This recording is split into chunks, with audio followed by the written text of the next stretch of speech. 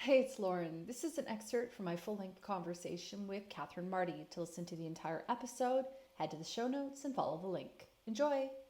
Particularly with chakras, it's something that you learn when learning Reiki because they're a huge and very, very important part of Reiki practice. They're also a big part of sound healing practice as well. What we basically, so the main chakras, we've got a whole lot of them, but the main ones that we do look at is sort of start with, so the root chakra is really starting down near sort of our hip area. That's the one that's red. And actually, I have a chart behind me that is being blocked by the plant. And so this one down here, that being the root chakra, that's where we hold a lot of our fear. We hold a lot of, that's where our sort of reproductive parts are. So it's sort of being that sort of, and being the root chakra and that sort of being one of its names, or sort of, you will hear that different chakras have different names. So in yoga practice, they'll go through different names as well. So I'm going to use the most well-known names. So I'll go through that as well. So being the root chakra, it's where we hold a lot of our fear. It's what really drives us. It's that really primal part.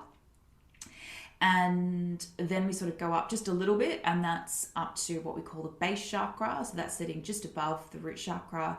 And that's really sitting, again, we're sort of still sitting in that, it's very much still connected to the root chakra, in that we're sort of still looking at those things that are really basic for us. So it's the fear, anxiety, things like that, things that really ground us, things that we really, really need. So when you look at, say, Maslow's hierarchy of need, and that, we need food, shelter, connection, that's the basic stuff that we need. I sort of always connect that, sort of probably connecting therapy into the chakras. And then we start to move up to the one I mentioned before, so the solar plexus chakra, and that's the yellow one that sits within our solar plexus, so just above our stomach. And that one is yellow. It really sits where a lot of anxiety is. So as mentioned as well, that's the one that's been very much activated during pandemic times. And I notice that comes up a lot when doing healings. And then we move up to the green chakra, so that's the heart chakra, and that often will be affected if we've had heartbreak and if we've had sort of any emotional issues. And particularly that will sort of also be affected if our solar plexus is going off as well. So again, they're all very much connected to each other.